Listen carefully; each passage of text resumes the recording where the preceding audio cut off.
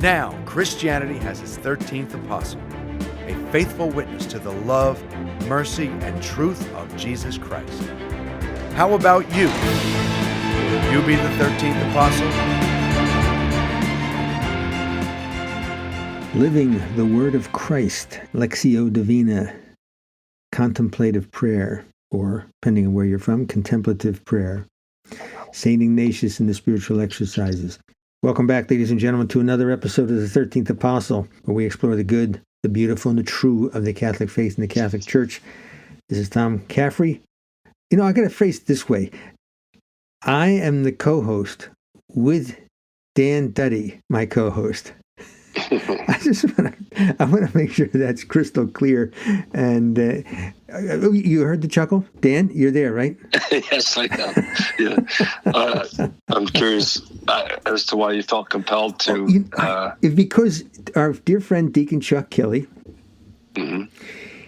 he sent us some not outtakes. He said some samples, but I think he had his tongue firmly planted in his cheek. Although you wouldn't know it because he was crystal clear when he made these recordings of intros for us. And then I don't know, he wrote something or whatnot, and I said, it just hit me for the first time that the way that could be read or heard, which is why I'm bringing this up tonight, is that I'm the host and you're the co-host when we are co-equals on this program. So anyway, I just it's just, this is the value of friendship, camaraderie, conversation, and stumbling on something. We've been doing this now, 5 years? Yeah. Wow. It's crazy, right? It is crazy. Yeah. Well, that's very... Say it. Go ahead. Very, very, very generous. All right. Open the show that way. Your honesty is generous. Oh, if I were always honest throughout my life. Yeah. Maybe one day. Well, I would know when you're not honest, or if you're not honest. I was thinking ancient times. What's that? I was thinking ancient times. Although, what am I kidding? I go to confession. It's as a matter of fact, obviously I can't say the exact, I could say the sin if I wanted to. But when I was in the confessional with dear Father Jim Hutchins. Wonderful confessor. Yep. And we're talking about this particular sin that I confessed. And we're talking, and things are unfolding and whatnot. I say we're talking. He does most of the talking. Which makes him wonderful, actually. I know. He's fantastic. Very pastoral. Yes. In that sense, he's the most pastoral priest I know in terms of... I'm going to lose it. Father Jim is, folks, he's a mutual friend of ours, and he knows exactly what we're saying right now. He does. He'll be laughing harder than anyone. He would. Can I just intervene? I've told Father Jim, I said, Father Jim, he gives us Mass at our retreats. And I said, Father Jim, and our it's confession. The only time. What's that? And our confession.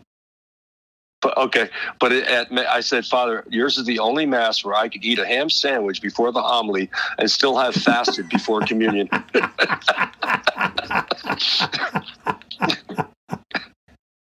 And he laughed just like you. That is outstanding. That's a great way to put it. Yeah. See, that's a man on the street comment right there. Yeah. Well, okay. That's funny. He's a straight shooter. That's a Danism. So go ahead. You're talking confession? Yeah, and so he asked me a question, and I gave him the answer, and he said, well, what you confessed is not a sin. But what has just come up based on my questioning you, that's a sin. And then I realized, of course, that it was a sin of, we're so focused on the sin of commission, what we've done. And this was a sin of omission. You know, I mean, we need these things every once in a while. It's, gosh, you and I were just talking about it before we went on the air, and we've talked about it so many times, not just on the air, but conversation, retreats and whatnot, that we do this, whatever it is we're doing in our faith. If we're active in our faith, okay, we're going to Mass every week. And it's just too easy. You're teaching, we were talking about you teaching at this Catholic high school and the kids sleeping in the back, and, maybe eyes glazed over, whatever. And you were actually saying that the apostles had a harder job. And yeah, it's easy to say that they did. On the other hand, we have a difficult job, as I was saying, because we've heard this stuff most of our lives.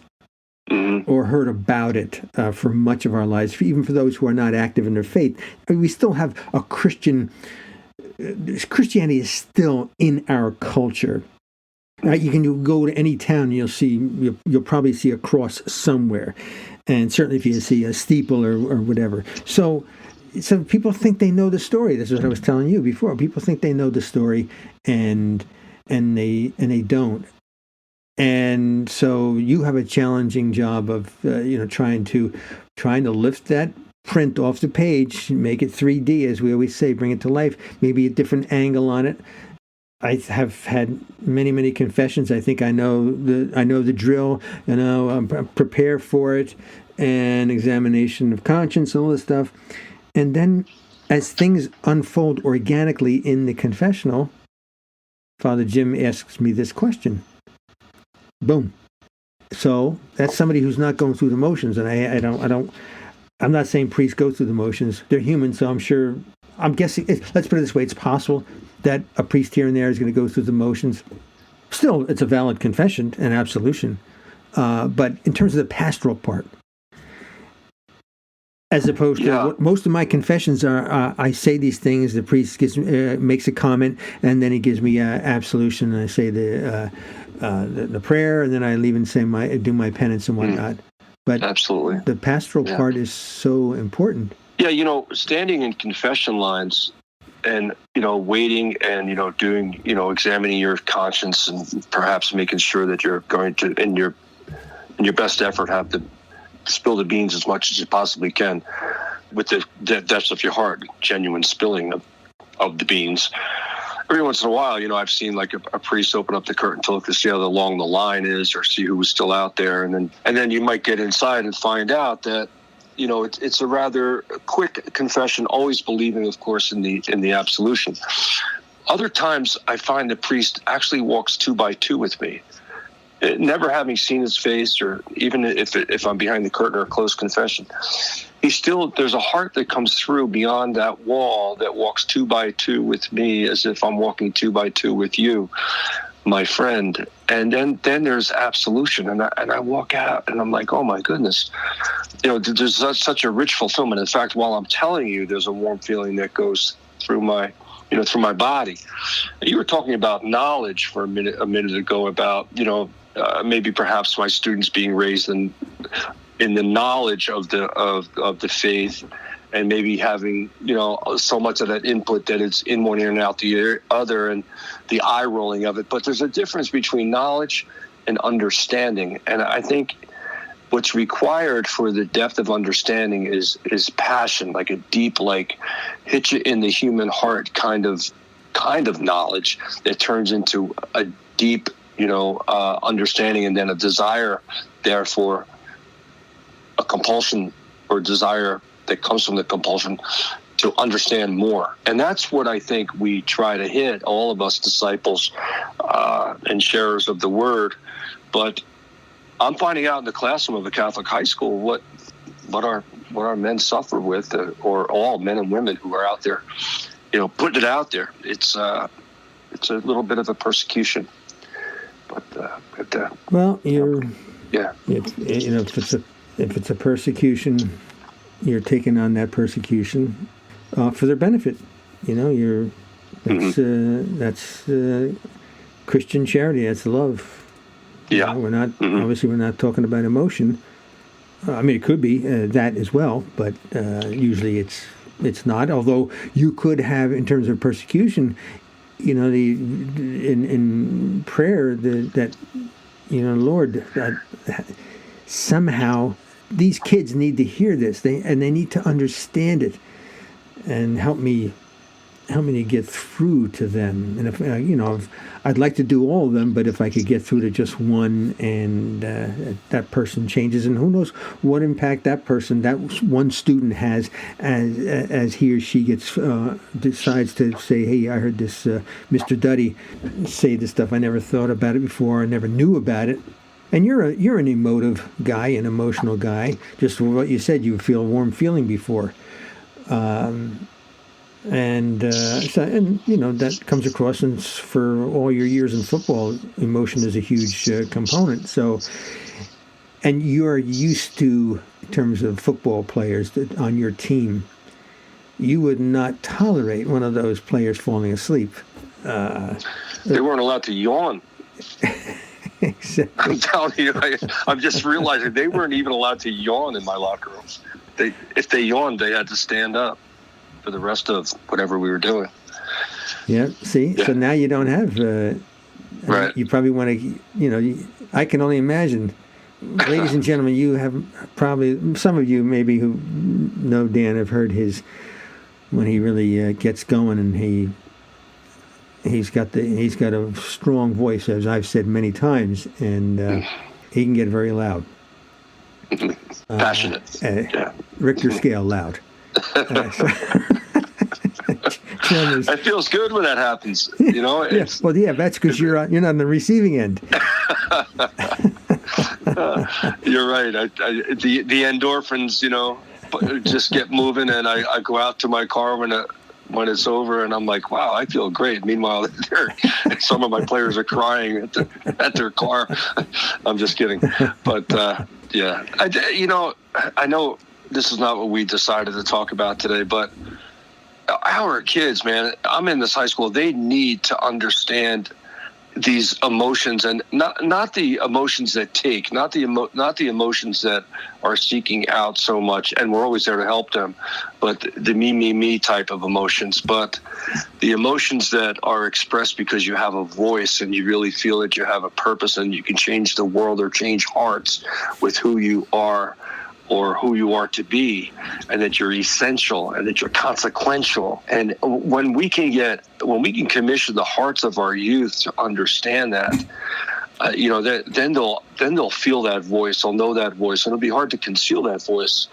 But I just want to say, we did an exercise the other day regarding pain, and I had each, in this one class, 30 of them, give an example of when they felt pain. And it was humorous for the most part, because one was a humorous story about a boy who was attacked by a fox, and he has a funny way of telling stories. But the best part of the story was his pit bull then killed the fox. So, I mean, it's horrible, but it's funny. And then there were broken ankles and things. But it was the emotion that I asked him about after the pain, and how long the emotion lasted. And some of the emotion was still lasting today. And that's our Lord. Like, the greatest form of crucifixion, most painful form of crucifixion, was what he had to take on and absorb. But his greatest pain came from the emotion of the persecutors, all of those who would not accept, honor, or even, see his immense mercy and forgiveness and his purpose, his essentialism with a huge capital E. And the kids started to understand that. But you brought up an interesting point before we opened up the mic, and you said, let's turn the mic on. To bring it to their hearts, to bring it home, you talked about the trees and trying to get our youth passionate about, say, perhaps crucifixion. What were you telling me that I should make them realize, in the truest sense of the word, make it real, bring it to 3D? Tell our audience what you were talking about. Well, every student in your class knows what a tree is, has felt a tree, has felt the bark of a tree, different aspects of the tree, the shade of a tree, the beauty of a forest, and whatnot. And especially if they've just seen a photo of a forest. But to know that somebody, that whole departments in ancient Rome were charged with were foresters, and their job was to keep those trees growing and put the saplings in and develop the woods for the express purpose of nailing people to them. Yeah. And that in some of my research and learning, there were times when the Romans ran out of trees in certain areas because they executed so many people. Wow. And so then your students who are, at least maybe they've heard about the war in Gaza, and maybe they've seen about the protests and whatnot, and so that it's wrong. Maybe they've heard about it. They want countries to boycott. They want companies or countries to boycott Israel, not to supply them with weapons out of care for the Gazans. And so then you think of, well, who made the hammers in ancient Rome? Who made those spikes? What small company made those spikes? What forge made those tools? What forge made the cat o' nine tails? All those weapons that they used. So these people had jobs, and they worked for the Roman Empire. And were they complicit were they guilty? Should they have been boycotted?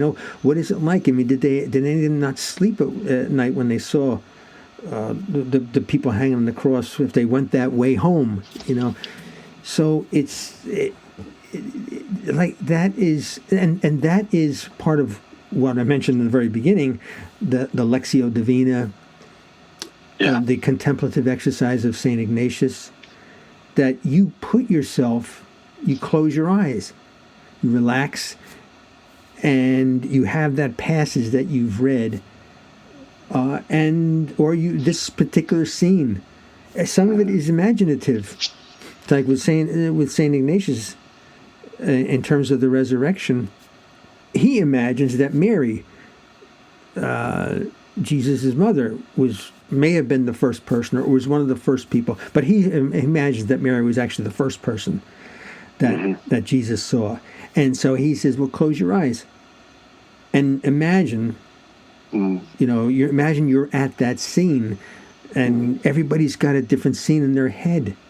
Is Mary doing something in her home, and the door is open, weather's warm and whatnot, the door is open, and she just senses something. She's got her back to the door, but she just senses that there's this presence.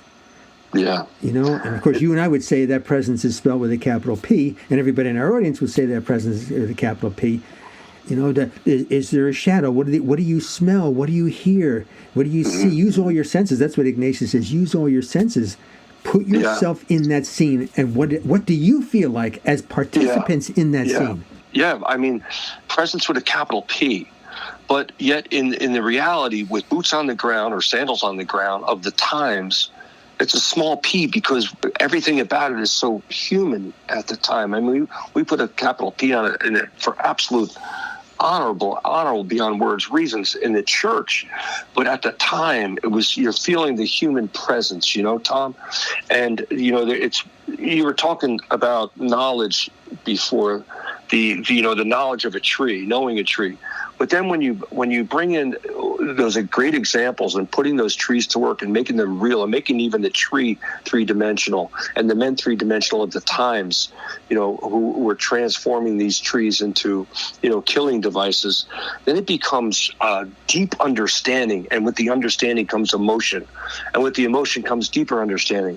And it's a cycle. It's exponential.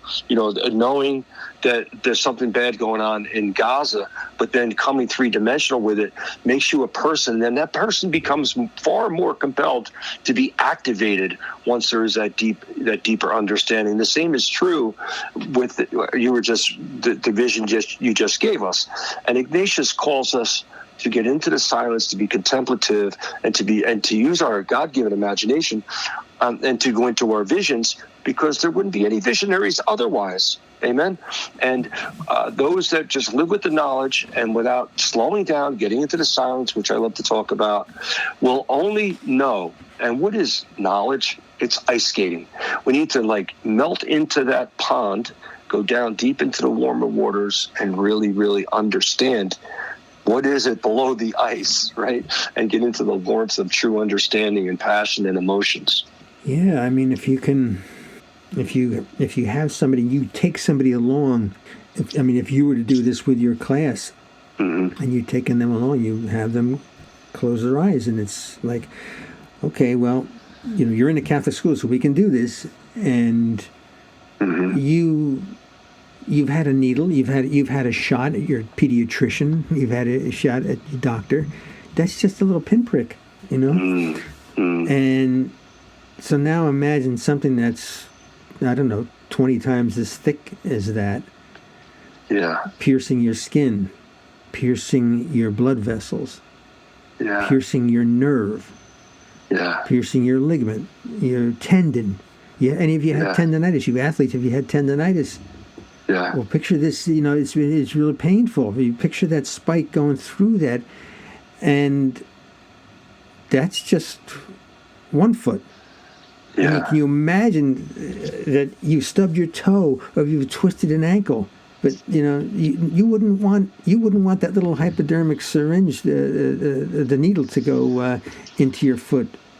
But now you've got this, and you've got the same thing you've had. In fact, when I was talking about it one time in one of these classes I was taking a few weeks ago, and at the time I had, it's kind of like a paper cut or whatever it was in my thumb, and it was annoying.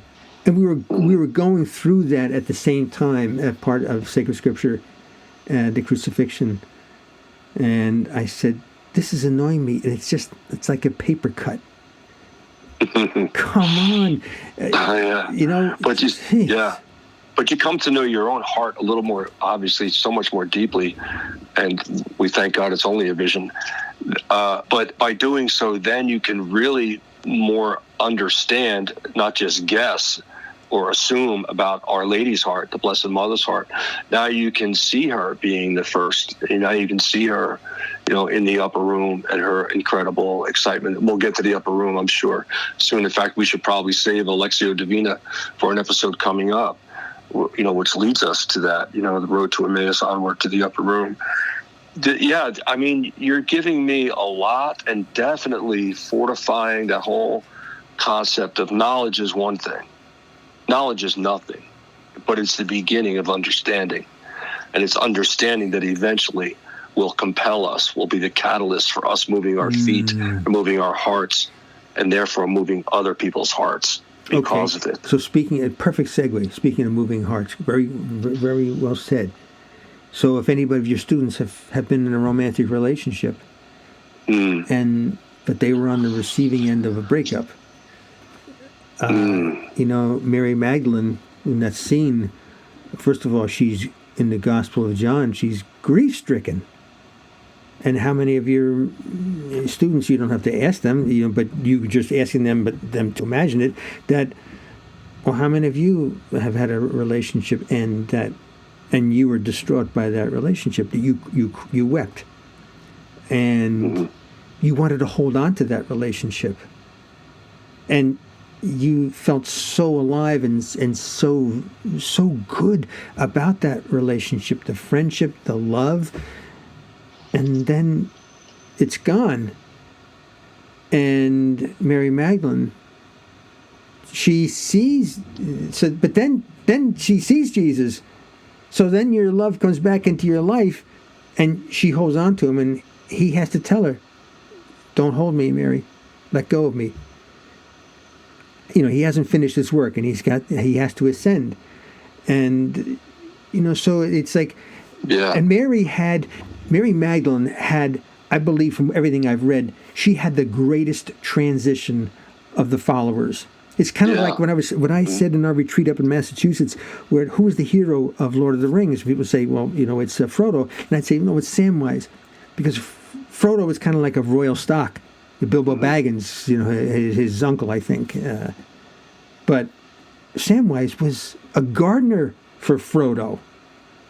And so his heroism, he had the greater distance to travel emotionally, in addition to his physical task that he had to do to save Frodo. And Mary Magdalene, she, with the 7 demons, she had the greatest transformation.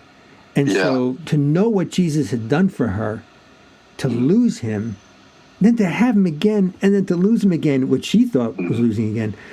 You know, if you've been through a breakup, man, that's you can have a better understanding of Mary Magdalene. Yeah, man. It's not about where you are, but it's about how far you've come.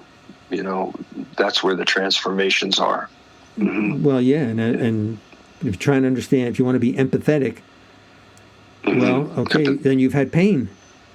Yeah, empathy was one of our key words in a test a couple of weeks ago with regards to such, and it's something that this culture really needs to come to.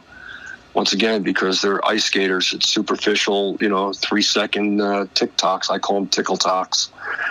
There's no joy in a tickle talk. It's one and done. See you later. But you can. We're running out of time. I just want to say, based on what you said, again, going off of what you said, you can learn about something, or you can learn something by doing it. Right? We talked about that. You know about God. You know God. You know about football. You know about it because you read about it. You saw it on. You got to live it. You got to live it. Yeah. Right? And that's what these students need, the young people need. And usually the only way they're going to do it, it's by training, an actual formal training. And these Lectio Divina, contemplative exercise, whatever, you don't even have to call them that to turn, in case they get turned off. I just do it. Yeah. Mm-hmm. I'm going to coin that This phrase. was a Lectio Divina in itself today. Excellent. Yeah, I think you put yourself into a place, you put me into a place, and I think together, 2 by 2, hopefully we put some of our listeners into a place that they otherwise would not have gone to. Excellent conversation. What's coming up next there, buddy? Stay tuned, folks, for the Angelus and Your Prayer Intentions with Peter and Jemmy. All right, WQPHradio.org. Thank you, Marianne. A special thanks to Gene, a special prayer to Gene. We love you, Gene. God bless you and your family. Yes. God bless your dad. All right, and thank you, ladies and gentlemen. God bless you, Danny. God bless you, Tommy, and God bless you all. Thank you for listening to the 13th Apostle with Dan Duddy and Tom Caffrey. For more information on Dan, visit his website at www.danduddy.com or email dcduddy@gmail.com. Tom's website is faithpilgrims.com or email trcaffrey@faithpilgrims.com. How about you? Will you be the 13th Apostle?